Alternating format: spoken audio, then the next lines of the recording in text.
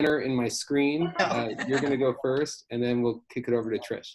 Okay. Well, I know we've had a little bit of interaction before, but I know, the question of why am I running, that gets asked all over the place. But I guess the simple answer to that is basically I want to be in the best position I can to help the greatest number of people. You all know that I work in children's court. I've been doing that for more than 13 years. And in doing that sort of work, I get to see on almost a daily basis. It's a little bit different now with COVID, but almost on a daily basis, the types of struggles that people in our community are having. And doing that sort of work has given me what I consider to be a very unique perspective and insight into areas that we need to work on in the city and the county. Doing that type of work has been very satisfying. Personally, gotten a lot of fulfillment from doing that type of work. And that builds on the experience I had working as a congressional aide for Senator Ted Kennedy.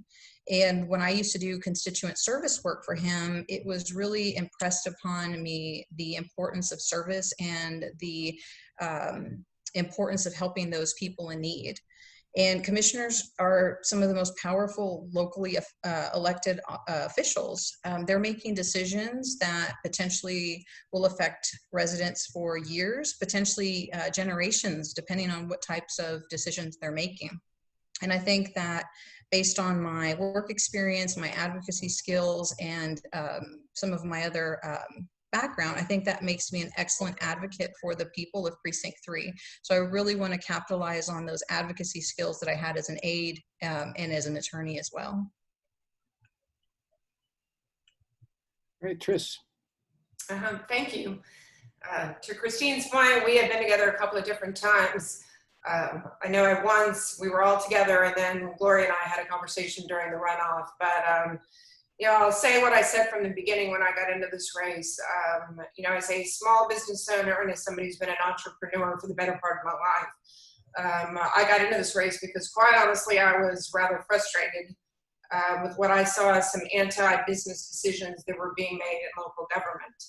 I think it's been a long time, especially on Commissioner's Court, since we've had a woman on the court, B, somebody with small business, private sector skill set, meaning somebody who has looked at profit and loss statements every month, somebody who has signed not just the back of a paycheck, but the front of a paycheck, somebody, quite honestly, who's had to make very difficult decisions, especially over the course of my career in the downturn in the economy.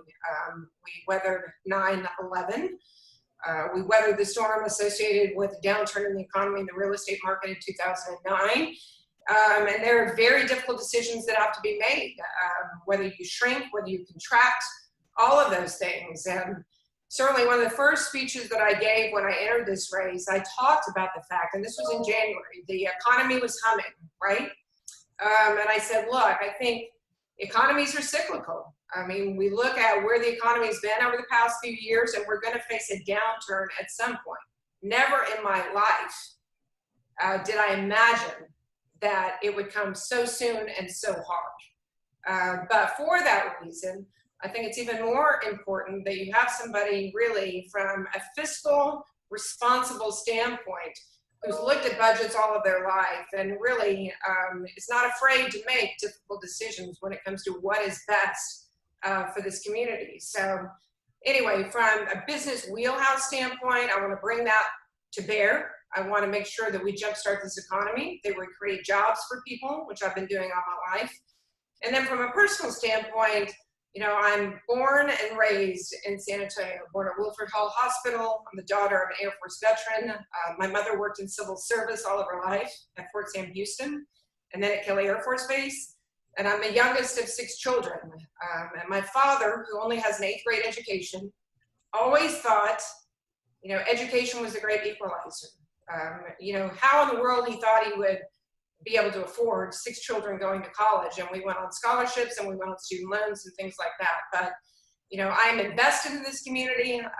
I have always been a person who's wanted to make a difference here, and I want to create a place where my kids can come back to as the mother of 2 teenagers that want to live and want to work here. And in closing, I'll just tell you, I can guarantee you, I have 2 dogs and 3 cats, most of whom are rescues, and my teenager is upstairs, my daughter, online learning. So I can't guarantee you we're not going to face interruptions, but it might happen, but we'll get through that. So thank you. No problem. Carrie and Gloria have watched my kids come marching in many times. Oh, wow. You might be able to tell I had to close the doors and I had to put something up against it because the cat comes in here and photobombs and all kinds of things. So. Yesterday during our sheriff's meeting, Scott had to get up like 3 times for his dogs. So we're all at home. We're all okay. We're all real people. Yeah, it's all good. So we'll start with Trish for this question, and turn to you, Christine. We'll try to go back and forth like that, although sometimes I forget the order. That's so, okay. But Trish, you had mentioned the economic questions that will come from the pandemic. I guess I have 2 questions for both of you regarding the pandemic. First, how would you rate the county's response to COVID-19? The messaging that we've seen from the county, from Judge Wolf, the prioritization of workforce development. I'm just curious to know if there are aspects you agree with, if you have criticisms, what you see in that response.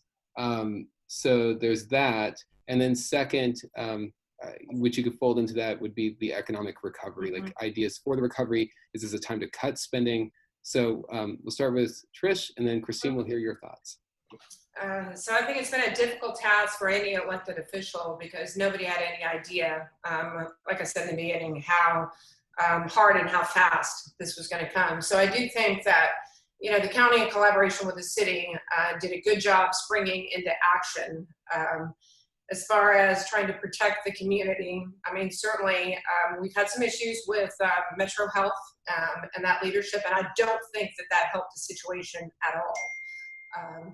But I know Colleen Bridger, and I think she'll do a great job in that aspect, but I think there were some credibility issues with Metro Health in the beginning of the pandemic, and I certainly think that's improved. And I've got some ideas, so I'll do a double answer, Josh, regarding that, because when I've talked on the campaign trail about a hard look at city-county consolidation, we have to continue to do that. There have been a lot of people that have talked about that, but they haven't walked the walk associated with it. But you look at an entity like Metro Health that has had its share of troubles, especially with contact tracing and other things. But we don't have a county Metro Health department, right? But so the county buys into kind of Metro Health because that's what it is for the city. Why not combine forces and really look at Metro Health being a part of UHS, because we obviously have a responsibility on Commissioner's Court regarding the health of the community through UHS, so that perhaps there are more checks and balances associated with that, and that the county might be able to weigh in a little bit heavier associated with Metro Health. Because I will tell you too, I think Metro Health has been severely underfunded, and that has only been underscored by this pandemic. When you look at the rate of diabetes here, when you look at the rate of heart disease here. So from a priority standpoint, we have to invest more, and I think we have to collaborate more when it comes to public health. But by and large, I will tell you that I think that the judge and the mayor have done the best job possible to try to stem the tide regarding the pandemic and put some controls in place that I think that were important. As running in a Republican primary, obviously I heard a lot about the mask issue. I personally decided to wear a mask because I wanted to protect other people. However, desperate times call for desperate measures sometimes, right? And I know there were a lot of people that were very upset about the mandate that was put down, but I think the good that came out of that was people began to take this incredibly seriously. All right, Christine, your turn. Yes, I think that our local officials, specifically county and city, that they did an excellent job working together. That was one thing that I was very impressed with when this all happened. When I've been out campaigning and meeting with different groups, I would ask what the relationship was between city and county. Did they have a good communication with both, that sort of thing? And I was a little bit surprised to hear that the communication was not the best between city and county. And so when the pandemic hit, I was very, like I said, I was very happy that the mayor and Judge Wolf seemed to be working together. they were really focused on protecting local residents, and we were getting mixed messages from the governor, and I liked the way that they took care of us. You know, they went to bat against the governor a couple of times, and I felt that they needed to do that. And I felt as a resident of Bexar County that they had my best interests and the entire best interests of the community at heart when they were making those decisions. And so, like I said, I was very impressed with that, and hopefully that collaboration will continue. I think that's one silver lining that can come out of the pandemic for us. Regarding economic downturn, I mean, we're going to have to figure out a way to try and generate new revenue while at the same time cutting expenses. Yesterday, or day before, excuse me, the Commissioner's Court, they took up whether they should use the existing tax rate for property values, whether they should use the existing rate or potentially use a lower or higher rate, and they opted to, it looks like, to use the same rate that they have been in recent years. And so I believe that makes something like 26 years that the county has used, or they've not raised the property tax rate value. But in doing that, they are able to generate, I believe it's a little over $10 million in extra revenue just by keeping the same tax rate. So they're not increasing the tax burden on taxpayers, but because of new development, that new revenue will come in. And so that will help. A lot is going to have to be done on different levels as far as reducing costs. I mean, I think they're going to have to defer discretionary spending until we figure out the true effect on the county's bottom line. We won't know how bad that's going to be until probably next year, as we see whether property tax bills actually are paid. We're going to have to, well, they've implemented a hiring freeze. I think that's something that they're going to have to keep up with. They may have to stray from that if there's some sort of need that arises, that they'll have to fill certain positions. No, I would think that they should not do any sort of cost of living increase this year. I know they don't do it annually. They try and spread that out, but that's something that we're just going to have to live with for maybe another year or two, just kind of depending. I think a big place that the county can save money is through the judicial side of the budget and the county jail. I mean, those two, if you figure in the judicial operating costs and the part that's associated with the jail, that's about 40% of the overall budget. And so I think, you know, judges and the sheriff and local stakeholders have to figure out a way to best keep out of jail people who don't belong there. Of course, we need to maintain safety of the community. That's paramount. But we all know that there's lots of people in jail that shouldn't be there. Whether it be for mental health reasons or they just don't have the financial ability to bond themselves out of jail. And people forget sometimes that innocent people end up in jail. It happens every day. And so it's very important that we address that need. I mean, that's the right thing to do, but if we're careful about how we address those sorts of problems, we can cut back on quite a bit of the expenses. I mean, I think I checked Thursday or Friday of last week, jail capacity was right around $3,800 or 3,800 people, excuse me. But with the cost to house those prisoners or those, you know, defendants while they're waiting, it's about almost $200,000 a day. And so, you know, we've got to figure in overtime with the sheriff's deputies that are there that are having to pull overtime because they're not sufficiently staffed. And so, I mean, I think that is somewhere that we need to be very cognizant of, because that's something that I think over the long term can save the county quite a bit of money. And so I think that's going to be very important as we're trying to get out of this difficult time. Josh, can I follow up on that a little bit? And Christine, I'm happy to have you follow up too.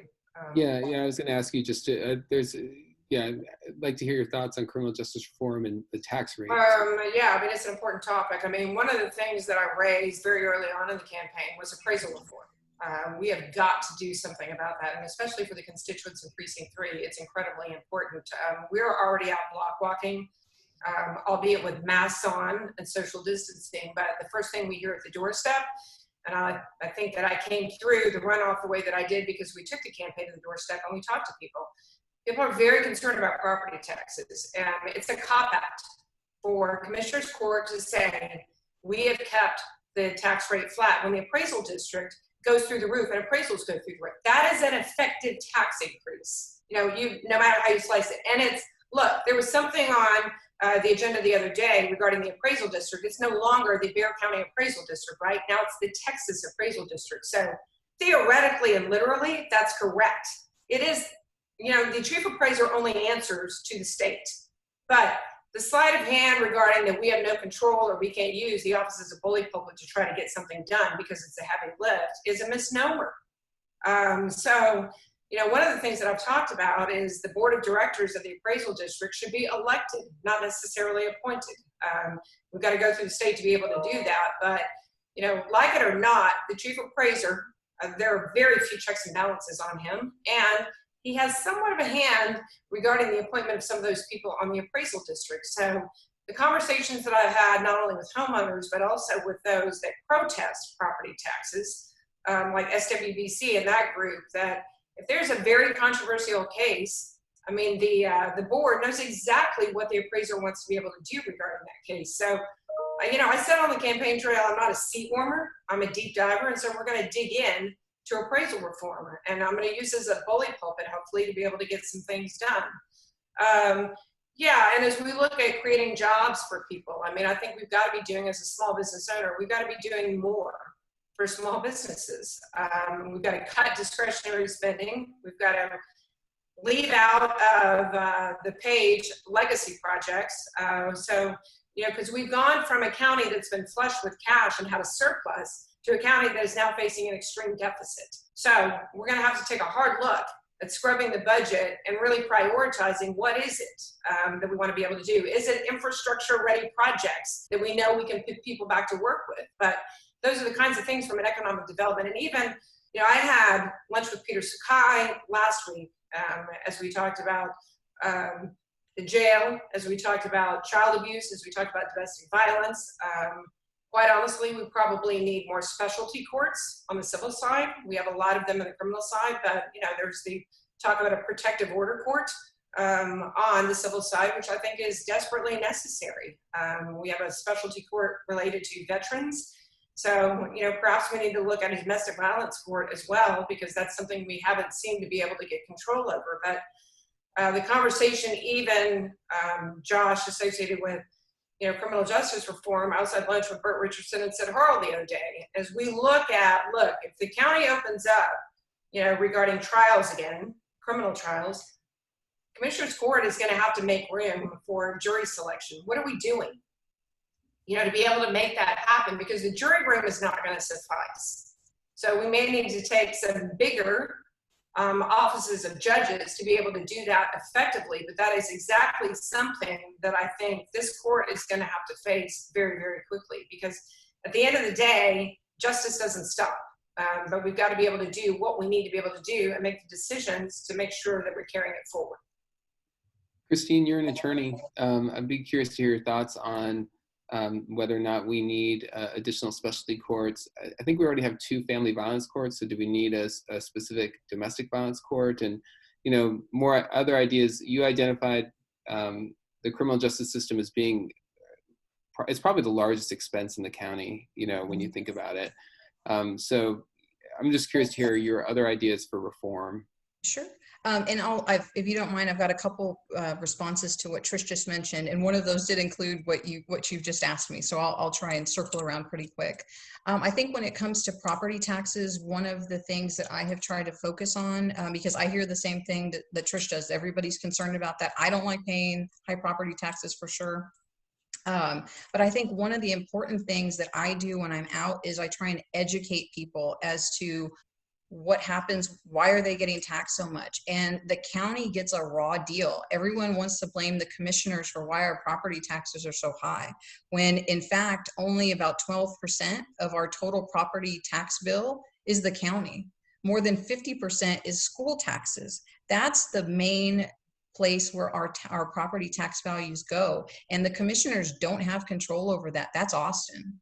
And so you know, when I tell people that, you know, I said, you need to make sure you do your homework when you're voting for people that are going to represent you in Austin, because they're the ones that are going to have the largest and most direct effect on that sort of, you know, on how our taxes are billed and where our money is going on a state level. So, I mean, that's kind of part of what I talk about when I'm out, because people do have that concern.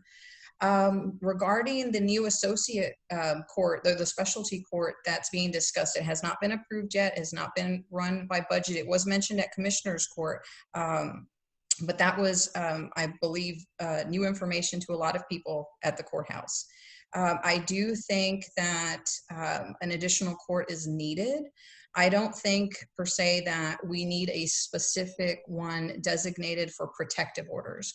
What I think we really need is we need a separate court that is a hybrid, that takes care of overflow protective order requests from the presiding courtroom system. So those types of cases would be funneled off of presiding, and it alleviates the pressure on our district civil judges. But on the other side, I think that it needs to be a combination of protective orders and CPS. We have been asking for an additional CPS court for years. There is unfortunately a very high need for that. Our child abuse numbers, they fluctuate from year to year. And it is, as somebody who was down there 4 or 5 days a week, I mean, there are so many cases, and we have associate judges who hear these types of cases all the time, and they are not able to hear the most important cases themselves because they just don't have the time for the sheer number of cases that are set per day.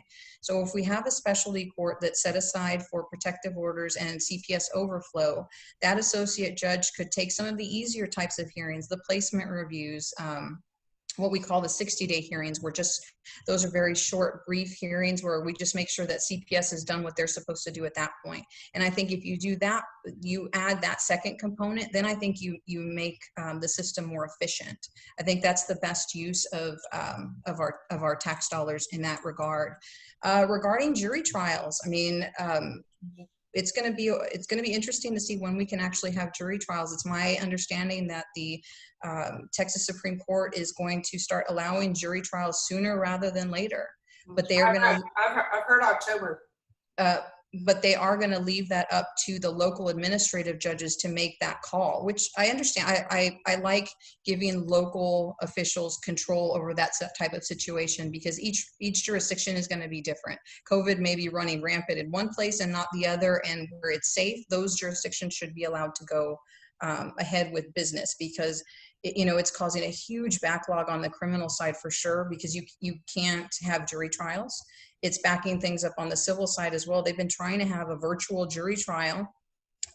Attorneys have been clamoring for the opportunity to do that. But then when they had the opportunity, people kind of chickened out a little bit. And I understand that. I would not want to have any sort of jury trial. I actually did have a 3.5 bench trial on Zoom. And if my client had not wanted to proceed, I would not have done it. I mean, there's certain things that you just have to do in person, and a computer screen, you don't get the feel. You can't see, people's mannerisms. You only get a small window as to their behaviors. So I think it's gonna be a while. I honestly don't think we are gonna see a jury trial in Bexar County, a live one, until next year, realistically. And when that does happen, I'd imagine that we're still going to have to be socially distancing, and we're going to have to figure out a new way to do jury selection. I know the Freeman Coliseum was being looked at as a possible location to do jury selection. That way everybody could be spaced out. You do that on 1 or 2 days and then bring them back later in the week to do a trial.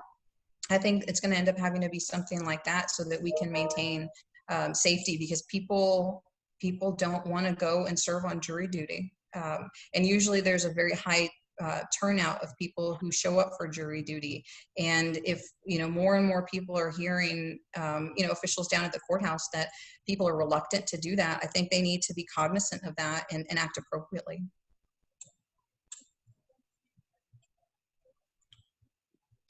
I'm gonna mute myself, and I didn't mean to ask all the questions to start things off. So I'm going to put myself on mute and open it up. Sorry about that, everyone else. Okay. I have a question. I listened in on Commissioner's Court this week when they were presenting their budget, and they laid out a plan whereby basically they're gutting the constables' offices. And just want your take on that. Do you think constables' offices are needed? And what do you think about the fact that they're cutting their staffing by more than half? Christine, I think it's your turn to go first. Okay, thanks. Sorry, I didn't want to talk twice in a row. I did see that as well, and I think the reason for the cuts, they make sense to me in that they base that on a reduced workload. And what was important when I was thinking about that was what period of time were they looking at? Because of course during COVID everything slowed down, but it's my understanding that the time period they're looking at was pre-COVID, and it showed a significant drop in workload, which makes sense. If you don't have as much work, you don't need as many employees. And constables, they by statute, they don't have, I mean, they have very specific roles. They are basically supposed to serve process and act as security for the JPs. So I think we need to make sure that we have enough constables to fulfill those two requirements. We need to make sure we're protecting our judges and our staff in courts. And we need to make sure that process is being served on a timely basis, because if there's a delay and that's not being done efficiently, it leads to other problems down the road. So as long as those two things are maintained, I don't really have a problem at this point with that cut. I did like that it was suggested that those officers that were going to potentially be cut, that they be given the option to go work at the jail. I like having that option for them to do it. I know maybe that's not ideally what they want to do, but I like that the county threw that out there for them, so that there is that option, so that they aren't out of work and have no options to go on. So I understand it's difficult when you have to cut spending and people may lose their jobs, but I think the county did a good job of balancing the needs of residents and of those officers that are potentially going to be out of work. Mm-hmm. So it's a difficult conversation, right? As I talked at the beginning of this conversation, when we look at a pandemic and we look at the deficit that we're facing, we've got to make difficult decisions. You know, the constable's office is mandated by the Texas Constitution. So you can't just eradicate that office, but what you can do is put checks and balances in place. And I do think rather than calling it a defunding of the constable's office, it really was a reallocation of resources to perhaps detention at the jail, where there are some positions that are open. I will tell you that by and large in Precinct 3, I have sat down and had a 2 or 3 hour conversation with Mark Bodfridich, who's the constable of Precinct 3, who I think is very passionate about his job. There's no question. But I've also had conversations with police officers and sheriffs that believe that there are duplication of services. And I think what we have to try to be able to get away from is individual power building and individual fiefdoms in constable's office. We certainly saw that in Precinct 2 because there were no checks and balances in place. And the conversation that I had with Mark was, you are not just going to come to the court once a year and ask for funding. You're going to come back on a quarterly basis and you're going to show us, where are you spending the money?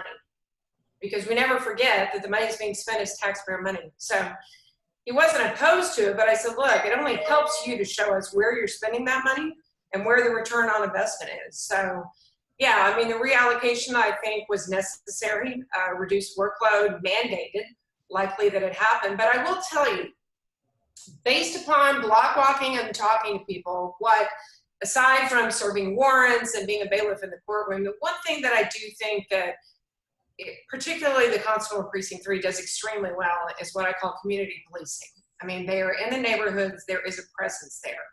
And neighborhoods by and large really appreciate that. So, if there was one thing I think that from a duplication standpoint that perhaps, and we look at the reduction at the San Antonio Police Force regarding a very popular program, which was the safe officers that used to patrol the streets. Scott and Carrie are probably familiar with that because it's a program that goes way back, but there have been dramatic cuts in safe officers in SAPD. And so constables have sort of filled that void regarding community policing in neighborhoods, which I think is vitally important. But I do think the reallocation was appropriate.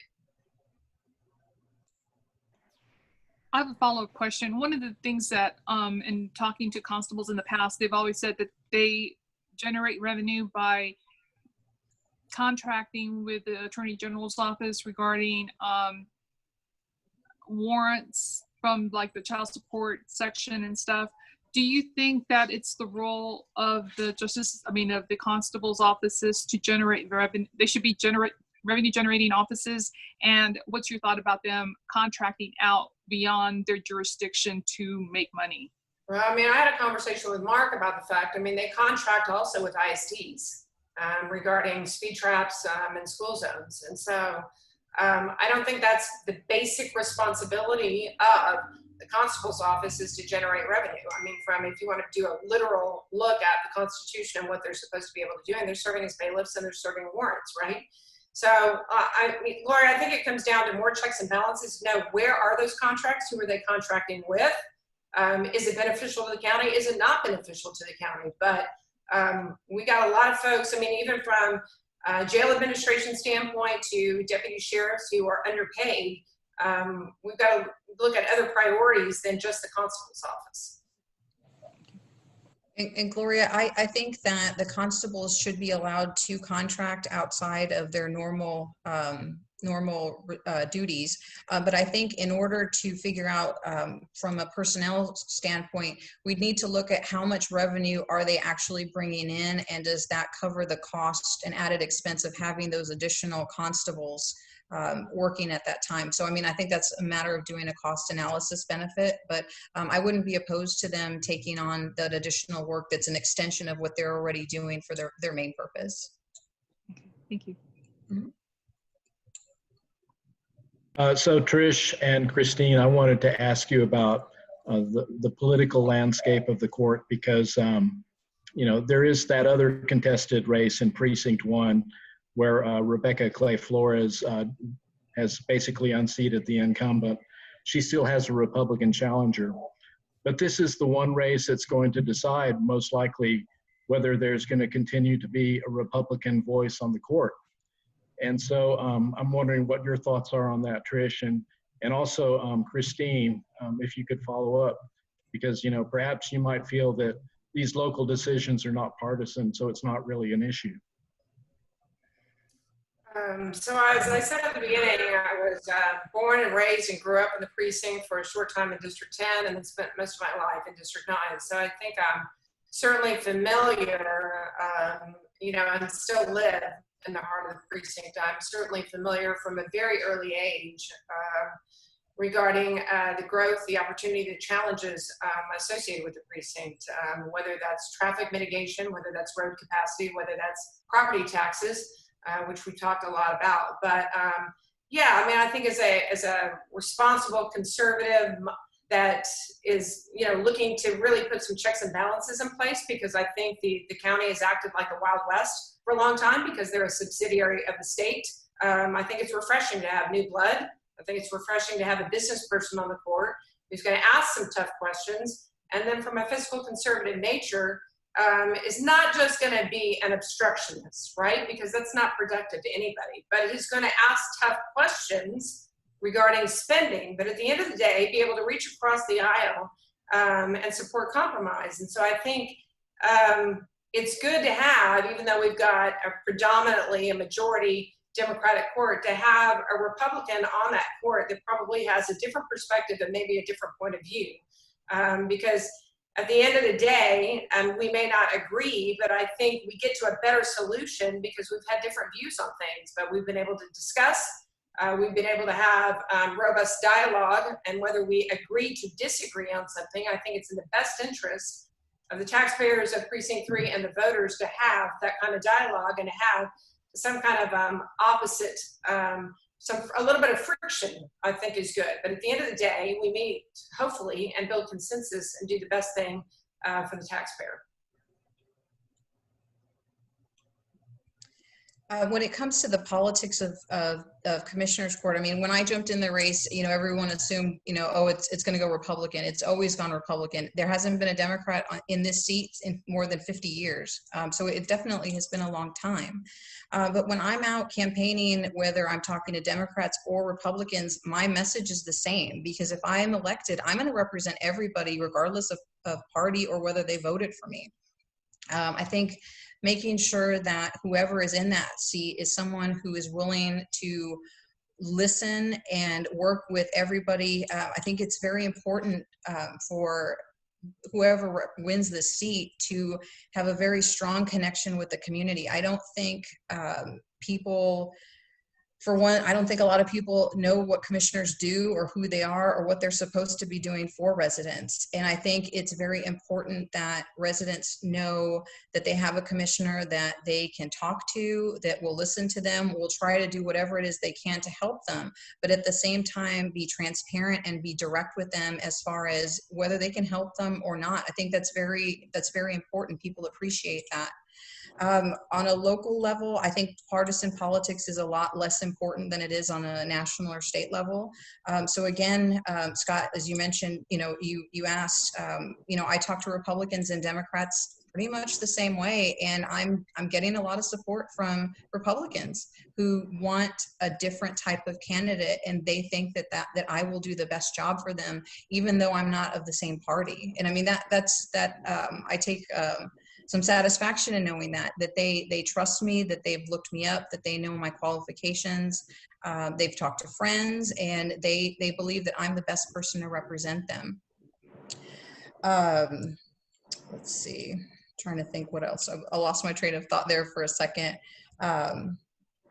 No, but I think that's about it. Like I said, I don't think this is really an election about politics and party. I think it's about who's going to do the best job at listening and representing the residents of Precinct 3, whether those interests align with the commissioner who wins or not. Because I think it's very important that the residents' interests be top priority. Christine, you hit up on exactly what I was going to ask, and I want to hear Trish your answer also. But I was just curious about, as you go out on the campaign trail, how much do you feel do people really understand what it is that a commissioner does? And they have no idea. Between what county responsibilities are and city responsibilities. Mm-hmm. And is there something you can do to better educate your constituents if elected? Yeah, sure. So they have no idea, none, no idea. When we've taken the campaign and even talking to people out in Timberwood Park this week, I talked to people, the first question they ask at the door is, I like it, I like what you're saying, I like you as a candidate, but I have no idea what a county commissioner does. So, you know, as somebody who's been dedicated to outreach, advocacy, and education, we have to do a better job. And that's going to be, you know, part of the office. And people ask me, you know, what do commissioners do? Well, I mean, you know, the tax rate is important. They set the tax rate. The health of the community is important regarding UHS. When you look at criminal justice, we oversee the jail. We hold the purse strings as far as the courts are concerned. So what I tell people is you need to be paying attention to county government because it's incredibly important. And you know, in Precinct 3, there hasn't been a field office in a really, really long time, and I don't know why, for the life of me, there hasn't been one. We have a JP court, as well as where the constable houses over on Macoma. I mean, I'm going to be in a field office over there so that if people want accessibility to the commissioner of Precinct 3, or they have a complaint, or they have a concern, or they have a compliment, but typically people come when they have complaints, right? They shouldn't have to drive all the way downtown, spend money on parking, navigate that process, you know, and come all the way up to the office at the courthouse. We need a field office. The precinct represents probably 536,000 people. It's a lot of people. That's the size of really a congressional district. And so the opportunity to have accessibility and be able to get out some kind of education regarding what the Commissioner's Court does and be responsive and be regular in that communication. That's what I do on a regular basis. And so I think the education effort, Carrie, to your point, is not just what commissioners do, you know, but even back to the appraisal district. I mean, making that process a lot more customer friendly because it's very intimidating, and making sure people know what they have to do to contest their taxes. So yeah, there's a big education effort. And when we have that conversation, I think it's eye-opening to people when you have that conversation about what exactly the county does. And Carrie, to follow up on that, when I would be out campaigning in person and now virtually, part of my usual stump speech is explaining what Commissioner's Court is and what they do. Sometimes I'll ask, does anybody know? And a few people will raise their hands. Usually you just kind of have this look like, I don't know what you're talking about, lady. So I try and do, a quick, simple explanation of what they are. And I usually try and relate that to city council, because everybody knows city council. And when I draw that similarity, people start nodding their heads like, oh, okay, I got it, I understand. So that is one thing that I do when I'm out. The other thing I do is I always encourage people to watch Commissioner's Court meetings, whether they do it live or they watch the archive, broadcast. And that's something that I've literally done for years. I wouldn't say I'd sit and watch the entire thing every month. I'm not going to say I did that, but what I would do on a monthly basis, usually for the most part, I would look at the agenda and I would see, is there anything on here that I'm interested in or particularly affects Children's Court? Because for the last few years, I've been president of the Children's Court Attorney Association. And like I said, we've been fighting for another court. We're always trying to get more funding for our attorneys, for our programs and our kids. And so I was always constantly looking out for that. And in doing that, sometimes I would stumble across some topic that, I wasn't thinking about. Was like, oh, that sounds interesting. I'm going to watch that. And with the fact that Commissioner's Court sessions are recorded, I could easily, jump on in the middle of the night if I wanted to, and I could look at a specific area, watch that snippet at a time, and I learned something. So I really try and press upon people that they can learn so much about county government and what's going on a local level if they do that. And so that's part of what I do when I'm out. And I think one thing that I didn't mention earlier is that, there's the obvious importance of being able to balance the budget and making sure you're checking at your revenue and you're watching where your expenses are going. But I think even more important than being able to balance that budget and be familiar with it, I think it's almost more important to know where you should spend the money. It doesn't matter if you have a ton of money in the bank if you don't know how to spend it appropriately or save it. It depends on the situation. And I think that's where my strength lies, in that because of the interaction with people in my day-to-day law practice, that, like I said, that provides that unique perspective. And I think that helps me be in better touch with where I think the county dollars need to spend. And like I said, I think that's potentially more important than, being able to read the budget inside and out. Trish, can you give us an update on your PR contracts? Obviously, this came up in the primary, the contracts you have with public entities. What contracts do you have, and do you plan on keeping those contracts if you are elected to Commissioner's Court? Happy to talk about it. So I think I've answered this question 2 or 3 times. I've answered it with you guys. I've also answered it with Texas Public Radio. We do some public sector work, but a majority of the work that we do is private sector. And I've been very candid and very honest about the fact that some of that work, that public sector work, has wrapped up as we move in November. And if there is even a perceived conflict of interest regarding a public sector contract, I will resign that contract. And I've also said that we won't pursue public sector work. So if just to kind of reflect that back, you still have some public sector work. If you are elected, you will not continue that. And if there's a perception of a conflict of interest, you will let the contract go. Yeah, so that, Scott knows, he's on the call. We deal on the Alamo project all the time. So, I've been told Gloria, going into the runoff, I'm prepared to resign that work. Sure. Well, we have you here, so it's a question that has to be asked, obviously. I understand. I was expecting it. Right. I'm sure you were. Christine, do you have any questions or concerns about your opponent's contracts? I don't know of any contracts that you have, so I don't have the same question for you, but Right, right. No, I mean, I think I think what's concerning for myself and other people that I've talked to is that that Trish originally did go on the record as saying that not only was she going to keep her business, but that she would not let go of those city and county contracts. And I understand that, you know, she's changed her tune on that. And I've heard that, and that's great. But I think the problem is that shows, I mean, that was kind of like a knee-jerk reaction, that when asked that question, her immediate response was, no, I'm going to keep my private contracts. And hang on a second. Hold on. I was going to keep those private contracts. Trish, let her finish and we'll let you respond, okay? So we'll give you a response and let her just finish speaking. And so, I mean, I think that shows a lot, that given the choice of, do I let that go, or do I put myself in a position where I can gain financially from an elected office? I think that's a big no-no. We don't need more elected officials that do that.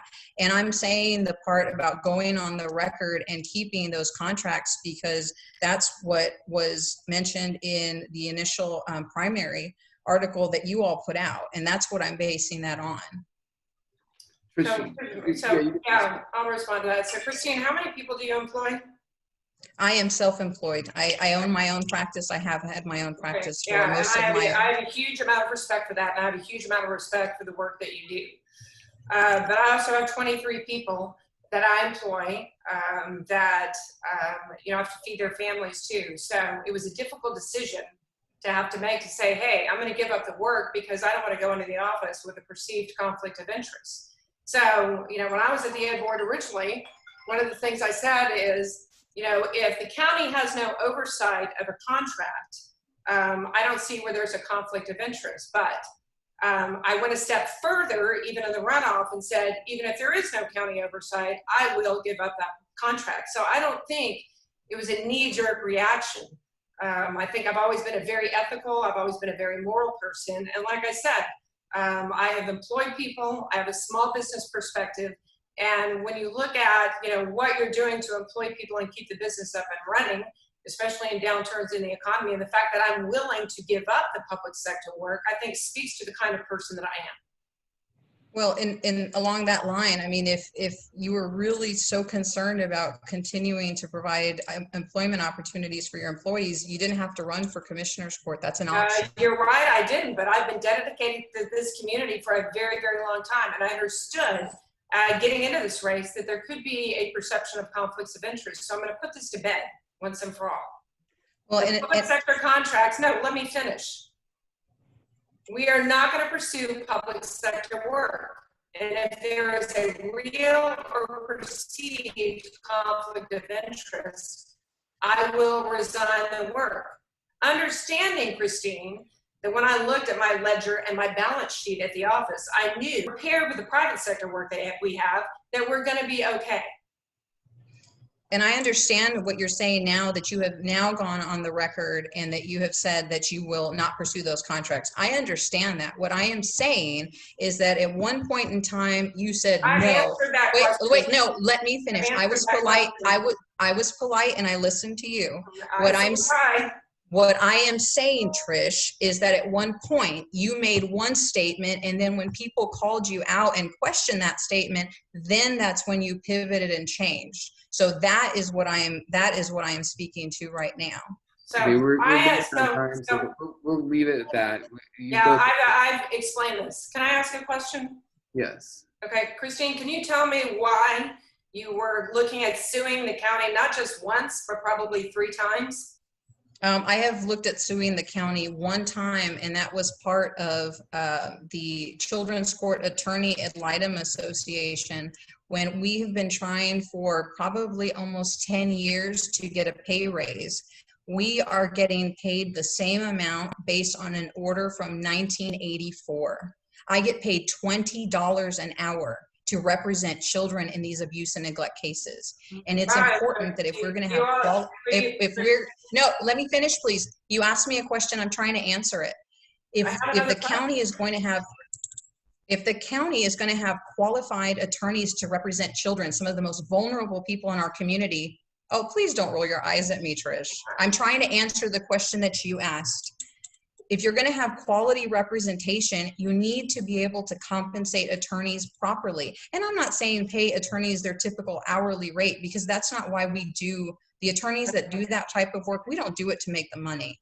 But that is the context of why I was part of a potential lawsuit against the county. We have an attorney, no lawsuit was filed, but that is the nature of that type of lawsuit. And it was in part and to try to get the best representation we could for our kids that are in abuse and neglect cases in this county. Look, Christine, wait a second. I have an immense amount of respect for the work that you do. Just like I dived in when it came to anti-bullying legislation regarding children that were being bullied with David's Legacy Foundation. I don't have any issue with that. I think that's great. That's like God's work. However, there is a fee when you show up to a hearing that you're earning on top of the hourly rate that you're getting. And most attorneys who do ad litem work consider it pro bono or charity cases. It is on top of other work that they're doing. They're not making a living off of charity cases, which in some instances can be $60,000 to $70,000, for just, CPS work. So I just think you have to take in the full picture, and that not only is it the hourly rate, but it's the fee that you're earning at the hearings, and the fact that most attorneys are not doing this full time. They're doing it as charity work. And I'm very familiar with the pay and how we are paid in children's court. I've been doing this a long time, and very few attorneys make $60,000 to $70,000 a year doing this type of work. I have the records for that for last year. I monitor that as part of my role as president of the Ad litem Association, and when we were considering whether we should file a lawsuit. It's available too, right? It's available on TIDC's website, right? I'm sorry, I didn't mean to interrupt. Oh, no. Yeah, no, it's available. But one of the things is, just because attorneys aren't doing this for a living, that does not mean that they should be compensated, or it should be assumed that what they do is pro bono work. Most attorneys that do this type of work, we're not billing. And I don't know if you are aware, we don't get paid for everything that we do. Do you know I don't get paid for reviewing documents? Do you know that I don't get paid to prepare for trial? I don't think you know that. Christine, I don't get paid for all the pro bono work I do either. Well, let's move on. I don't get paid anything. Okay. We have limited time here, and a couple I'm sure Gloria's got questions. Scott's got questions. So we have another meeting at 3 p.m. So sure. Go ahead, Josh. Sorry about that. I have a quick question. Christine, are you going to continue practicing law if you get on Commissioner's Court? No, I will close my practice completely because, for one, I want to be 100% focused on being a full-time commissioner. That's something that I think distinguishes Trish and I. Secondly, I don't want to have that expectation or that possible perception that there is a conflict of interest. As an attorney, I think it could potentially be viewed as a conflict of interest if I take a case and then I go argue it in front of a local judge, maybe a judge that I may have some sort of impact on their budget or something like that. And so, just to make sure that that isn't even an issue, I will not practice law in Bexar County, and at all for that matter, because like I said, I will be a full-time commissioner. That's going to be my priority. Thank you. last question, just real brief, because we're almost out of time, because the next meeting starts at 3 p.m. like on the dot, right? Just real briefly, even though the ballot initiatives are not county initiatives, they're with city sales tax dollars, but obviously the city is a big part of the county. So just, do you support the ballot initiatives? If you just very briefly, yes or no, and a quick explanation why. We'll just start with Christine, and we'll go to you, Trish. I guess the quick answer is yes, I support all of the propositions. Pre-K for SA is very important. We all know that education is paramount in preparing people to be productive members of the community. We need to invest in our future, and that begins with early education. Regarding the workforce initiative, I think that the aquifer, that's a whole other deal, right, of whether we should continue aquifer protection or not, but having that money available for workforce development and for Alamo Promise, I think goes along those lines of improving education and our long-term outlook as a community. So I applaud the city and the county for the work that they've been doing, you know, through CARES Act money now, and hopefully with the passing of that proposition. And then the third part of transferring that money over, or allowing that money to go to VIA, I think is also very important. I've lived on the East Coast with excellent mass transportation, and I've lived here and I had to take a bus when I didn't have a car when I was younger, and it took 2 hours to get to and from work. And I understand that frustration and the limitations that it puts on people. And so I think there's that really good quote that we can't have economic development we can't have economic mobility without actual mobility. And I think that's crucial. We're going to have people that we're training and preparing for other types of work, but we need to make sure that they have that ability and that choice to take public transportation to get there. So as I said, I will be supporting all three of those propositions. Trish? Mm-hmm. It should come as no surprise that I'm a big supporter of pre-K for SA.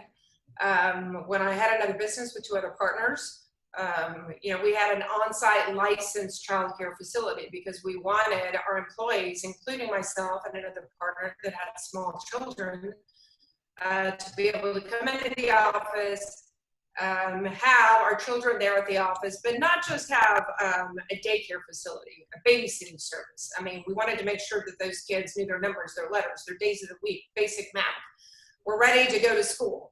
And so we invested in that. And I'll tell you that even, you know, today, looking back, and we helped to pass legislation for small businesses, 50 employees or less, to have the ability to legally have, you know, on-site childcare at their office. So it's something that's been a particular passion to me for a very, very long time, because look, at the end of the day, from a public education standpoint, it goes back to the days of Thomas Jefferson, who thought that, you know, public education was critically important. And it is the largest vehicle by which we educate children in this country is through public education. So, you know, just from an education overall standpoint, it's a particular point of pride for me. And so I think the reauthorization of pre-K for SA is particularly important because we have metrics associated with it. We have a return on investment associated with it. It's been proven. It's a proven model. It's a national model. We have 3rd graders that have gone through the program that have higher reading and math skills. They have higher attendance rates. They don't have the sort of special education that many other kids do. And I particularly, as being the daughter of a military veteran, the fact that military, the women that are serving on the front line are able to access that program for free, to be able to give them a peace of mind associated with the fact that their children are getting an education, I think is critically important. Not to mention the fact, if it is reauthorized, there will be the opportunity to have better accessibility associated with the program. So I think it's a proven program that deserves reauthorization because really the education of this community is the path to prosperity. Regarding the other 2 initiatives, I do have some big questions, and I have not had those questions answered. Regarding workforce training and that initiative, I've heard nothing about maybe a citizens oversight committee. You all may know differently. That would be comprised of business people as well as grassroots people, much like we've done on school bond elections and things, where you have an oversight committee, making sure you know where the money is being spent. You know, I have heard nothing about what do the KPIs look like? What are the key performance indicators regarding success as far as the program is concerned? Because at the end of the day, it's about $150 million that is being spent on 2% of the population. So there are some questions that I have regarding the program that have not been answered yet. So I can't tell you sitting on this phone call today that I am supportive of the initiative. Regarding VIA, I think it's a very tough bite at the apple, particularly for the constituents in Precinct 3, even though I'm a proponent of transportation options, because there again, from an economic development standpoint, we have to have that.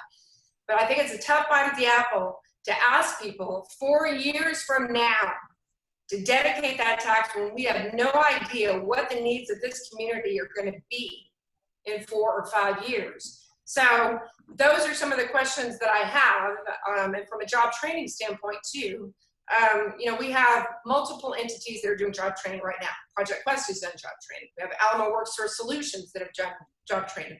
Millions of dollars from the federal government that are coming down. Why haven't we moved the needle, and why is this program different? Is there an opportunity to collapse all those programs so that we can benchmark against each other to figure out what is the best opportunity? I think it's come to fruition really, really quickly, which obviously there wasn't a lot of time to be able to do that, but I have some big questions associated with that. And though from a transportation standpoint, we need options, the constituents of Precinct 3, by and large, do not have a culture of riding the bus. And though we need economic mobility for the poorest of the poor, there needs to be more, or I need to see more in the package associated with the constituents of Precinct 3, because for a very, very long time, they've been looking at a circulator route that would go from the airport and back to a certain location, maybe for the elderly to go to the mall and come back, and they have never gotten any sort of progress associated with that. And I don't think from an aquifer protection standpoint, one thing that's critically important to the people of Precinct 3 are parks and greenways. And I don't think that that question has been answered sufficiently to environmentalists in this community that really believe that parkways and parks are still critically important, because look, it's a hugely popular program, so they need to be satisfied, and I don't think they're completely satisfied yet. Okay, we're gonna have to wrap there. Christine, if you want to email me more thoughts on aquifer, you know, since Tricia brought that up, we'll take that. Tricia, if you want to expand a little bit more, you know, you both know how to reach me and to kind of offer additional thoughts. I want to thank you both for your time. It was really insightful and helpful to meet with you both, and best of luck to each of you on the campaign, or on the virtual campaign. Thank you. Thanks, everybody. Thank you. Bye-bye. Appreciate it. All right.